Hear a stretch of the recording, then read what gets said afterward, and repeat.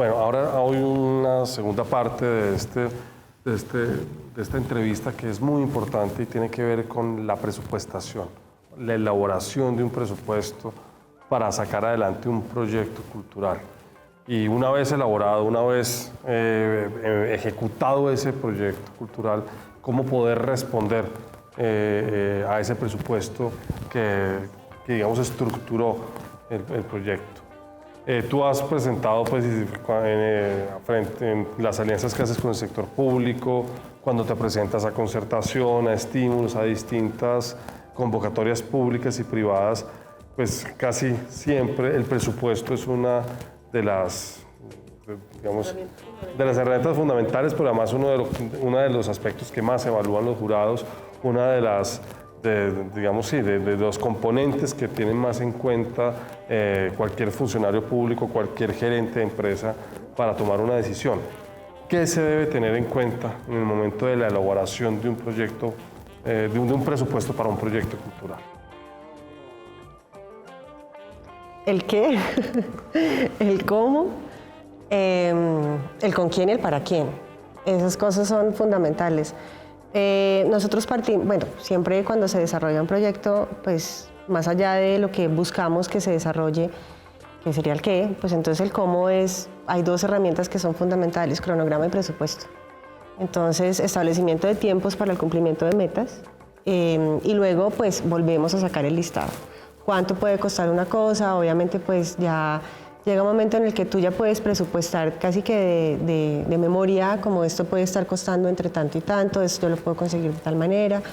Hay que trabajar de una manera muy detallada porque si hay algo en lo que a veces uno cree que siempre cae y que lo ideal es tratar de no caer, es en el tema del imprevisto.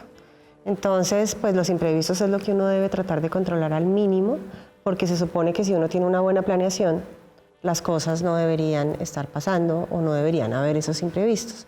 Cuando a mí me tocó meterme a estudiar temas de números, porque obviamente, insisto, yo estudié arte y estudié historia, o sea, nada menos alejado del mundo real, perdón, nada más alejado del mundo real, pues después me tocó aprender de números y me tocó pues estudiar en la universidad y pues meterme en un tema de sistema, de gestión e implementación de políticas administrativas, contables, legales, todo eso. Entonces ahí uno empieza también a cogerle el gusto porque es muy chévere poder entender cuánto puede costar una cosa y minimizar el error. Y solamente en ese tema de planeación es que tú te puedes dar cuenta cómo puedes minimizar los errores. Claro, nadie es infalible y eso no significa pues que sale blindado y que no va a pasar, porque justamente pues parte de un presupuesto que en su misma idea es un presupuesto, es algo que puede llegar a ser un acercamiento muy, muy claro a lo que va a costar un proyecto. Pero no siempre va a ser real, pero tienen que existir movilidades que sean pues casi que mínimas. ¿Cuáles son esos rubros, esos componentes de gasto, esas, digamos como, sí, esos componentes que tú sientes que en líneas generales son comunes en proyectos culturales? Pues y que obviamente deben ser tenidos en cuenta. Hay un equipo humano que está detrás, entonces uno tiene que identificar qué necesito para determinado proyecto. O sea, yo para este proyecto necesito una persona que sea abogado o que sea administrador o que sea contador o que sea una persona que sea artista o que sea escritor, o sea, ahí tiene que tener uno un equipo humano. El equipo humano siempre parece una parte más misional, más creadora, más creativa, más como y siempre hay una parte administrativa que hay que tener y financiera, en cuenta. claro. Entonces el equipo humano siempre va a estar y pues a nivel de producción depende de lo que vayas a hacer. Entonces pues si vamos a producir una exposición, pues entonces va a haber un rubro que va a estar muy grande destinado a dos cosas. Adecuación de espacio puede ser una, entonces ya uno sabe que necesito, no sé, luces, pintura, rodillos. Todo lo que es la producción técnica del proyecto cultural, sea escénico, sea de artes visuales, sea de artes musicales, siempre hay un componente técnico en la producción que hay que tener en Pero cuenta. también hay después un componente que tiene que ser logístico, que es cómo se hace, cómo se viabiliza que eso técnico funcione. Entonces ya no es un equipo humano misional, sino también es un equipo humano que funciona desde lo logístico, lo operativo para realizar esas actividades. Entonces necesito 3 maestros de obra, necesito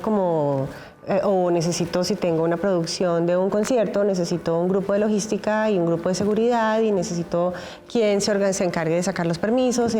O sea, responder hasta lo más mínimo. A veces, y uno comete mucho ese error, hay cosas que da por hechas. Y resulta que uno tiene que tener en cuenta, pues, voy a poner un ejercicio tonto, desde cuando uno va a desayunar, uno a veces dice, no, pues yo ya sé que voy a desayunar café y pan y huevos y jugo, pero resulta que uno nunca va al mercado y busca la lista, uno pasa y de pronto se le olvidó echar el jugo y era para uno una idea que ya estaba preconcebida, pero no lo anotó.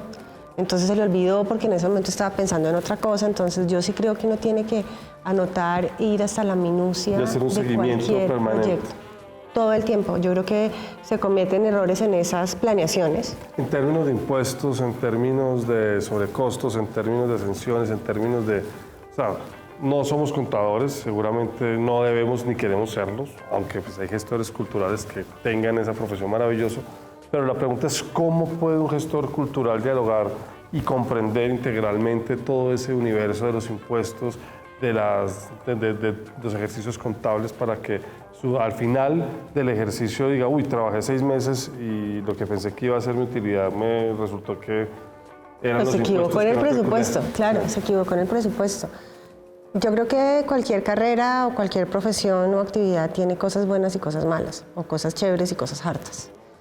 Desde uno niño cuando está en el colegio uno le gusta la clase de geografía pero odia la clase de ciencias, pero igual le toca porque pues hace parte del colegio. Y en la vida profesional yo creo que es igual. Entonces hay cosas que a uno le parecen súper apasionantes y hay cosas que le parecen hartísimas, pero que igual toca hacer. Creo que quienes trabajamos en el sector cultura tenemos la virtud de que por alguna o la gran posibilidad o fortuna de que por alguna razón pudimos escoger algo que tenía mayor cantidad de cosas chéveres que hartas.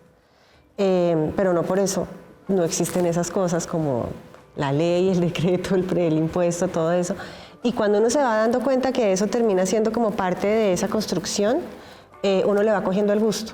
Entonces, la norma no es tan difícil, es más, es muy fácil porque ya existe. Entonces es como simplemente tratar de interpretarla y entender y saber que eso funciona para todo. Y lo más difícil es, lo que para uno puede ser más difícil es como un tema ya más misional.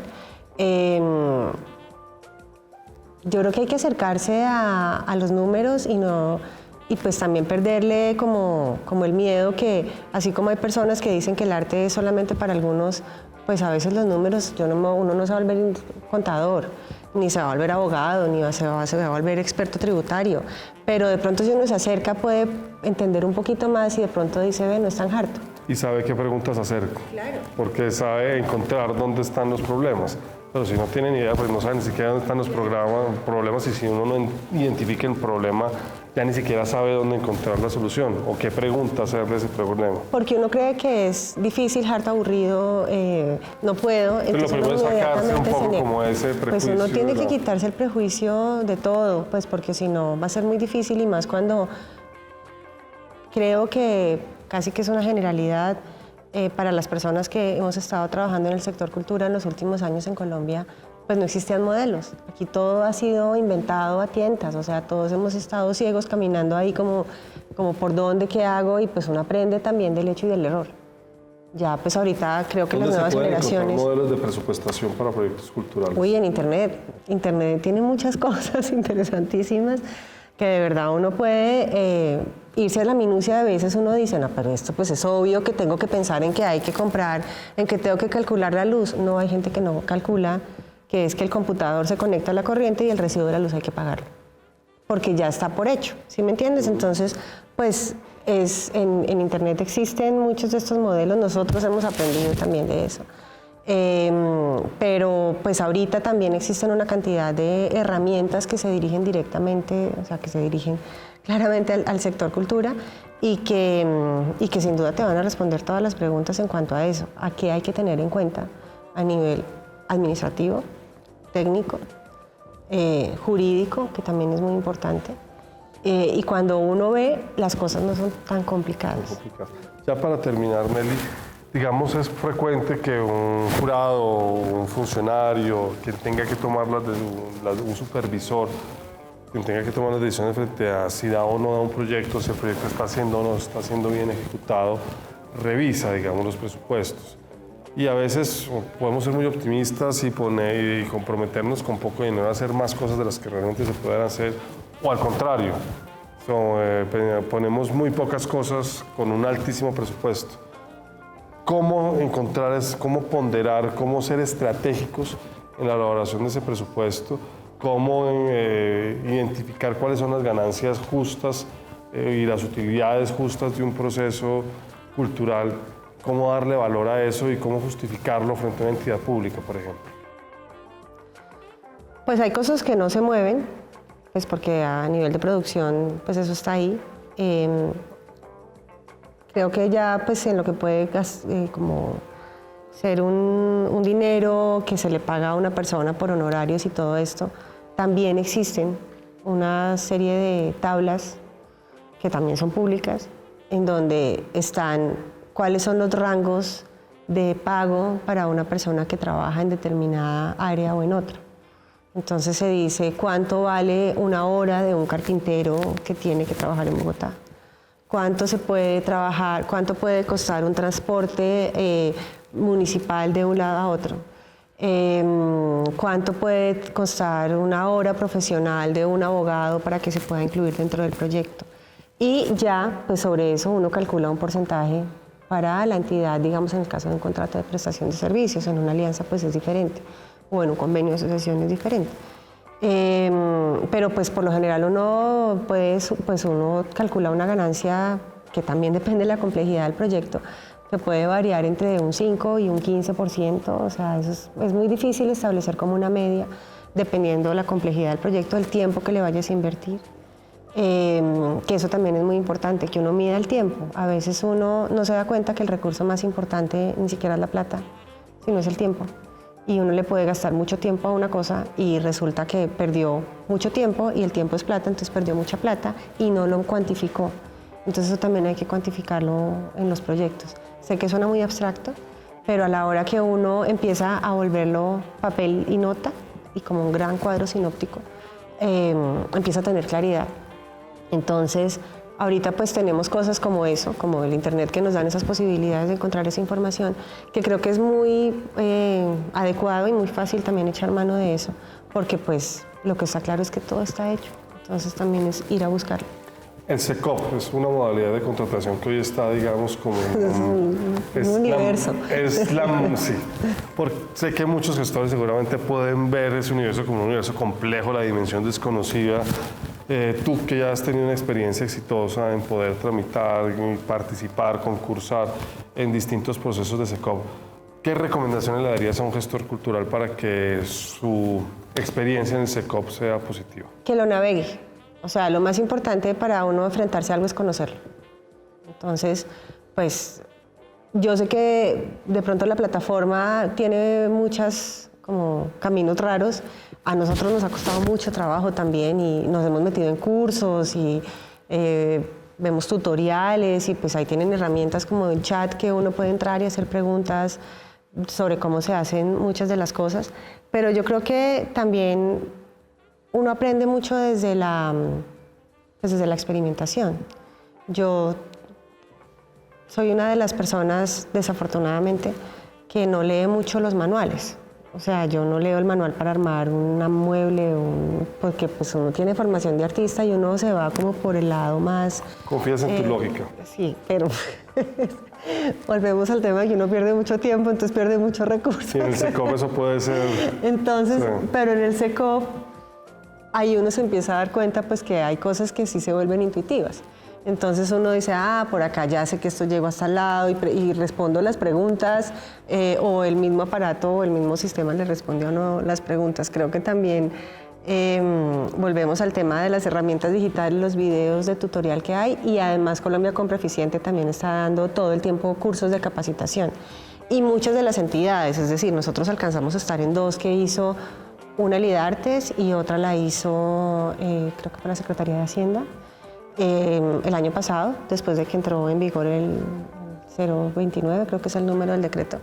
Entonces, pues nos invitaron y pues también uno va a todo lo que lo inviten, pues porque es que yo creo que cualquier cosa que uno pueda tener para poder aprender, pues eso es una ganancia gigante. Un activismo en la actualización de los conocimientos, siempre atender las reuniones, participar en los procesos de discusión política, económica, jurídica, de lo que le concierne a la cultura, y en lo que se refiere al SECOP, pues navegarlo y navegarlo.